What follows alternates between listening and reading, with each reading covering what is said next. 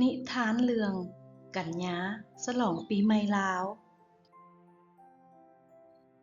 ปีใหม่ลาวปีนี้ครอบครัวของกันยาไปเที่ยวเฉลิมฉลองอยู่ที่นครหลวงพะบางกันยาตื่นเต้นดีใจกับการเดินทางครั้งนี้ทุกคนออกเดินทางตั้งแต่ตอนเช้าของวันที่13เมษายนด้วยรถไฟความไว้สูงลาวจีนจากสถานีนครหลวงเวียงจันทน์ไปสถานีนครหลวงพะบางเมื่อไปฮอดหลวงพะบางทุกคนก็ลงไปขี่รถตู้เข้าไปฮอดโรงแรมที่พ่อคูณโทรจองไว้วันที่14เมษายนแม่นวันสังขารหลวงครอบครัวของกันยาไปเลาะสงพระในตัวเมืองมีคนลิ้นฮดน้ำกันตลอดทางอย่างฟดฟื้นม่วนซื่นแม่วันพากันยาไปวัดเสียงทอง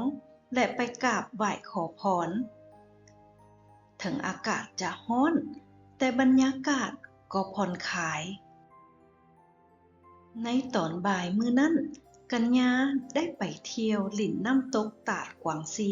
ที่มีชื่อเสียงสายน้ำใสไหลเย็นเสียงดังกึกก้องไปทั่วบริเวณนั้นกันยาเห็นน้ำใสๆก็อยากจะลงลอยลิ่นน้ำให้ชื่นใจเพราะอากาศเดือนเมษานี่ร้อนหลายแท้ๆวันที่15เมษาเป็นวันเนากันยาตื่นตาตื่นใจที่ได้ไปเบิ่งขบวนแห่นางสังขารทั้ง7ที่รถแห่อ้อมรอบตัวเมืองนครหลวงพะบางในขบวนแห่จะมีปูเย้อยาเย้อแห่นำหน้าพาทางพร้อมด้วยโตสิงแก้วสิงคำซึ่งเป็นสัตว์เลี้ยงของปูเย้อยาเย้อนั่นเองแม่วันเล่าประวัติความเป็นมา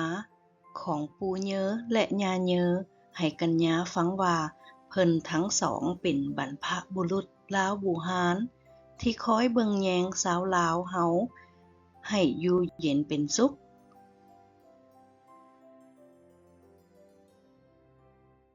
มื้อต่อมาวันที่16เมษายนเป็นวันสังขารขึ้นกันยาและครอบครัวก็ออกเดินทางกลับบ้านด้วยความสุขชื่นใจกันยามีความทรงจำที่ดีที่มีโอกาสได้ไปท่องเที่ยวและฉลองบุญปีใหม่ลาวอยู่ที่นครหลวงพะบางเมืองมรดกโลกของลาวเฮาคำถาม 1. กันยาเดินทางไปนครหลวงพะบางด้วยวิธีใด 2. กันยาไปเที่ยวไสแดในนครหลวงพะบาง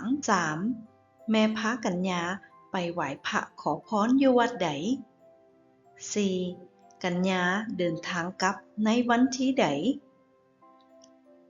5. กันยาเห็นหยังแดในขบวนแห่บุญปีใหม่ลาว